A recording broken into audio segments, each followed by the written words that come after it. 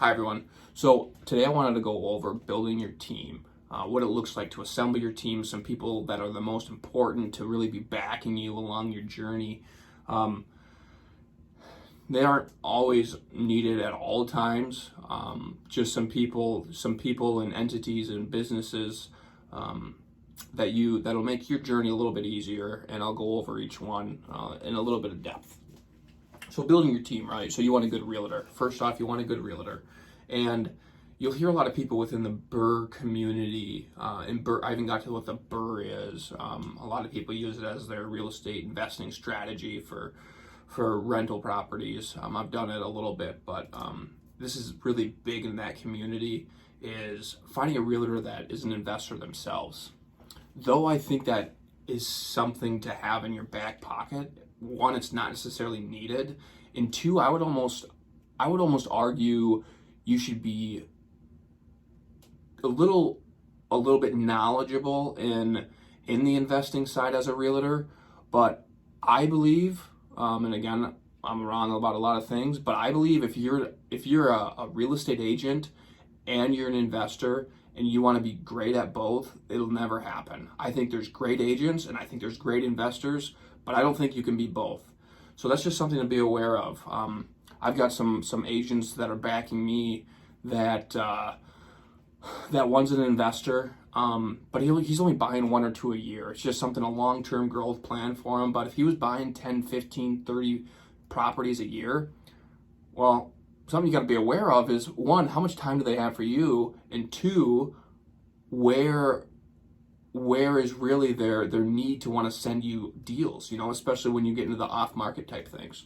So that's just something to be aware of as you start looking for a realtor. Number two is a property manager. Again, not a needed thing, but it's something that has helped me. It takes a lot off my plate. What you do is you give them a percentage of the rent. My property manager takes a percentage. Let's say you rent a place out for $1,000. They take a small portion. Usually they take somewhere between 8 and 12%. Obviously, they all depend on various scenarios of what they actually provide as a service. So that's something to be aware of as you're looking for your property manager. And a lot of property managers have already built into them in their company is a general contractor or a CM contract.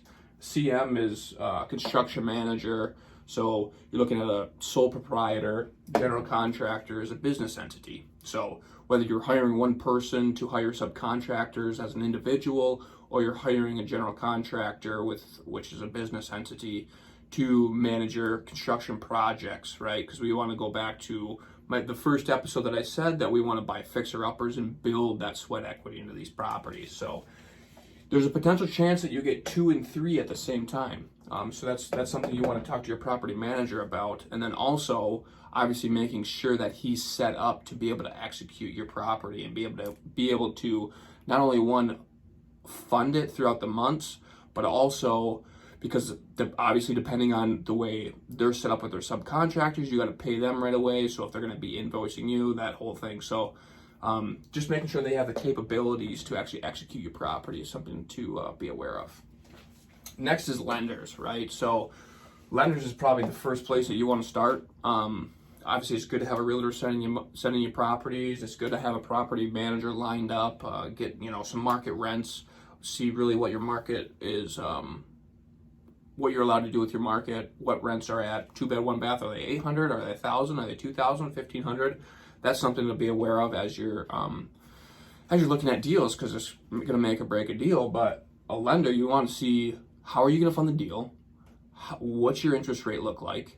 That's the only real way that you can run your numbers, right? Are you doing FHA? Are you doing USDA? Conventional? There's all these other lending programs out there that you need to see how you're going to attack it. So obviously having a few lenders. So you got private lenders. You got your banks. You got credit unions. You've got all these other hard money lenders, a lot of different lenders, commercial lenders, people that you should really be aware of that are out there, and really just talk to a bunch of them. Just go in there, talk to a bunch of lenders, As you start getting more properties, you'll start earning a little more respect from the banks and credit unions.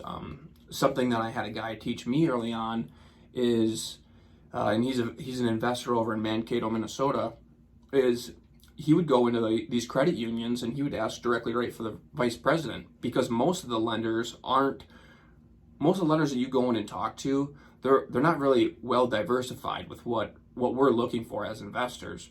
But you go to a vice president of, a branch, or people that only have 4 or 5 branches, there's a little bit of more wiggle room in the potential that they take a risk on you as you become more seasoned. So, and your last one's a CPA and accountant.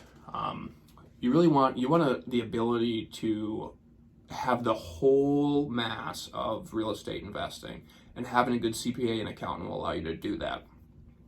One mistake I hear a lot of investors make is that they will go to their CPA at the end of the year and be like, all right, man, like, this is the situation. These are all the properties I got. Here's all my receipts. How did it go? And your accountant and CPA, whoever it might be, I can tell you they're not going to like that. I talk to my CPA about once a month, just asking him questions about all these other terms and the things that I'm learning as I'm growing.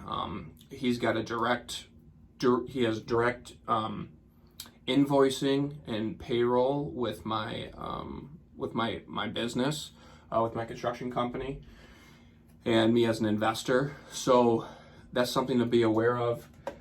Having your CPA and accountant, and then as you get going, obviously you're going to have your insurance agents, and you're going to have maybe your title and escrow agents and all these other people. But this is a good start. These 5 main sections of building your team are going to be highly important for you to be successful.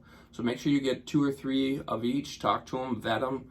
If you got any more questions, hit me up in my DMs or through YouTube. Thanks.